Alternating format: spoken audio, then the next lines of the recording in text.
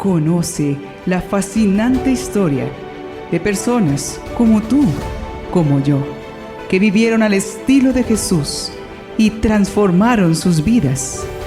Bienvenido al Catálogo Divino. Cuarta temporada.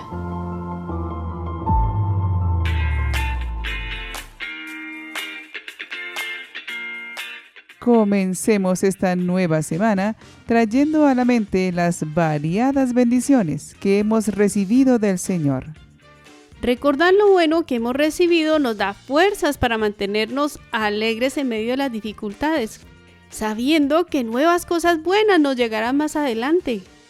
Los santos eran muy agradecidos y por ello permanecía su confianza en alto, aun cuando les dijeran que estaban locos por creer que las cosas podían mejorar. Esta locura es muy bella porque nos trae la salud del alma. Miremos en nuestro catálogo divino qué santos nos dan su buen ejemplo de optimistas realistas para aprender de su vida. Hoy, 21 de octubre. Los bienaventurados que se veneran hoy son Santos Dacio, Sótico y Cayo, mártires. Santa Úrsula y compañeras vírgenes y mártires. San Hilarión, abad. San Antonio de Chipre, eremita. San Malco, monje. San Severino, obispo. Santa Cilina, madre de familia. San Viator, lector. San Vendelino, eremita. San Mauronto, obispo y abad.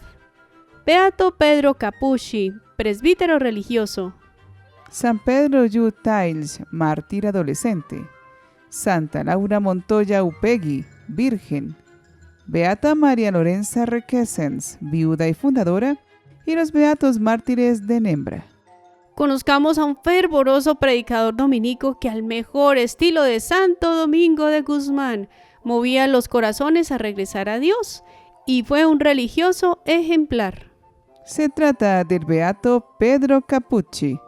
Este beato nació en Città di Castello, Perugia, en Italia, en 1390. Su familia tenía abolengo y raíces en la nobleza. Se conocen pocos datos acerca de él, porque sus datos se perdieron en un incendio que consumió los archivos del convento de Cortona. Desde muy joven sintió la vocación religiosa y sin dar mayor espera a sus deseos de ser consagrado, a los 15 años, Pedro ingresó a la orden de predicadores de su ciudad, que florecía en su vitalidad espiritual. Era tal el compromiso del jovencito que sus costumbres y dedicación ejemplar le abrieron las puertas a profesar sus votos religiosos al cabo de un año. Más adelante, Pedro se trasladó al convento de Cortona para continuar allí sus estudios. En este convento, los dominicos Juan Dominici y Raimundo de Capua adelantaban una reforma en las costumbres y forma de vida de los frailes para llevar la orden a su observancia original del carisma, dado por su fundador, Santo Domingo de Guzmán.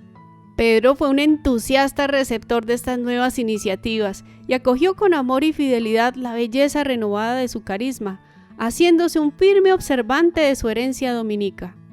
Allí, su director fue el beato Lorenzo de Ripafrata, que había sido maestro de novicios también de San Antonio Pierossi y del beato Angélico. Pedro entonces se vio rodeado de un ambiente de mucho fervor y santidad. Así lo describe un biógrafo. El hermano Pedro destacó por su celo religioso verdaderamente singular. Ayunaba, hacía penitencia, reducía al mínimo el sueño, amaba las sagradas escrituras y despreciaba los bienes mundanos. Es muy posible que estos sacrificios se hubieran motivado por llevar a Dios a una sociedad que se tornaba ya muy violenta. Esto fue muy marcado por un acontecimiento ocurrido en Cortona en aquellos años: la tragedia del Palacio Casali. El 11 de octubre de 1407, el gobernador de la ciudad fue brutalmente asesinado por su sobrino, quien arrojó el cuerpo ensangrentado por la ventana a la multitud horrorizada. Entre los ciudadanos que lloraron al gobernador Estaban también los dominicos, que tuvieron que trasladarse al convento de Fiesole. San Antonino de Florencia narró el desastroso acontecimiento en sus crónicas. La iglesia también vivía momentos difíciles. Eran aquellos tiempos en que pasaba por el cisma de Aviñón, donde disputaban el poder eclesiástico papas y antipapas. En Pisa, en 1409, fue elegido el antipapa Alejandro V, mientras que Cortona, la ciudad donde vivían los frailes, fue ocupada por el rey de Nápoles llamado Ladislao. Entonces la comunidad se trasladó a vivir a un sitio más tranquilo, en terrenos del Papa Gregorio XIII, la región de Foligno. Vivieron allí unos 6 años. Mientras tanto, Fray Pedro realizaba sus estudios para el sacerdocio, siendo finalmente ordenado presbítero durante su estancia en Foligno. Pero no solo se formó en lo intelectual. Pedro, junto a sus hermanos, fue un servidor excepcional de los afectados por una epidemia que llegó a la región. De esa manera también se ejercitó en atender con amor a los necesitados. No fue nada fácil, pues incluso algunos de sus hermanos sucumbieron perdiendo la vida por la enfermedad. Sucedió que se reabrió el convento de Cortona y Fray Pedro, Fray Antonino Pierozzi y el Beato Angélico regresaron allí. Pedro vivió toda su vida en ese convento. Mientras tanto, cada uno de estos personajes escribió una historia rica en santidad en medio de su comunidad y la iglesia. Pedro quiso ser radical en su entrega al Evangelio. No quiso ser mediocre en su entrega al Señor, sino darlo todo por el todo. Lleno de amor por Dios, se caracterizó toda su vida por una humildad profunda que dejaba muy edificados a sus hermanos de comunidad. Una vez se necesitó construir un templo, y Pedro, con toda sencillez, fue mendigando por las calles de la ciudad para buscar esos recursos. La gente sentía simpatía por él y le daba su respeto y acogida. Fue tantas influencias sobre las personas que pronto se hizo un padre, maestro y consejero apreciado en toda la región de Cortona. Entre varios milagros obrados por este beato se cuenta este. Una vez se encontró en la calle a un hombre de mala vida y le detuvo para decirle: